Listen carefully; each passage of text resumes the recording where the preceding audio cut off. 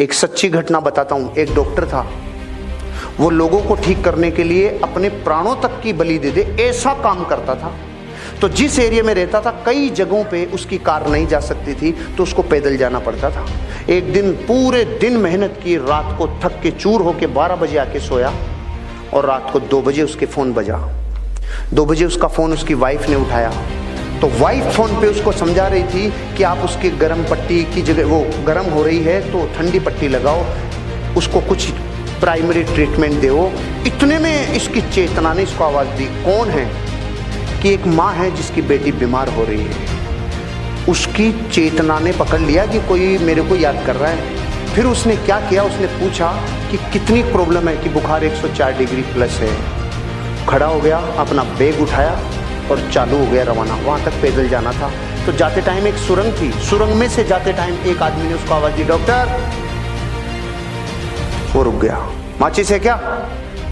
तो उसने अपना बैग रखा, माचिस तिल्ली जलाई और उसकी सिगरेट जला दी। जलाते टाइम इसका चेहरा देखा, चला गया। फिर जब वापस आ रहा था उस लड़की का इलाज करके, वापस उसने पूछा, डॉक्टर माचिस है क्या? इसने फिर नीचे बैग रखा, माचिस की तिल्ली जलाई और इसकी सिगरेट जला दी। फिर भी चेहरा देखा, आगे चला गया। रात को 4 बजे 5 बजे जाके सोया। सुबह 7 बजे इसके ऑफिसर का फ़ोन आया, इसके डॉक्टर ऑफिसर का फ़ोन आया कि आपकी अर्जेंट ज़रूरत है हमें।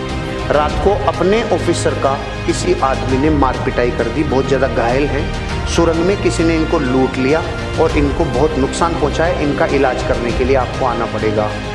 तो पहले तो डॉक्टर ने जाके सुबह 7 बजे उसका इलाज किया अपने ऑफिसर का, और फिर पूछा कि इसका ये किसने किया? तो उन्होंने कहा कि जिसने किया था सुरंग में ये काम, उस आदमी को हमने पकड़ लिया, पुलिस के हवाले कर दिया। तो उसने कहा मैं उससे मिलना चाहता हूँ।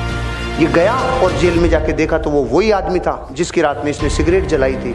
तो इसने बोला, इसने एक ही प्रश्न पूछा जो आपके मन में भी आ रहा है कि मैं भी तो आया था, तूने मुझे क्यों नहीं लूटा?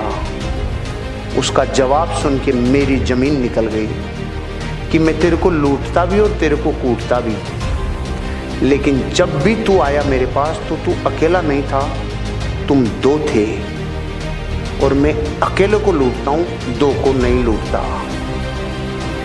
अब मैं आपसे पूछ रहा हूँ, दूसरा कौन?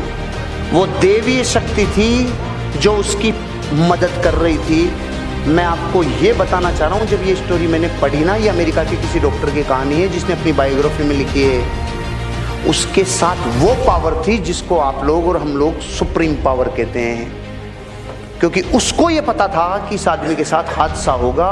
जो अपने प्रोफेशन को इतना बेइंतहा मोहब्बत करता है, वो तो अकेला ही था ना, उसको थोड़ी पता था।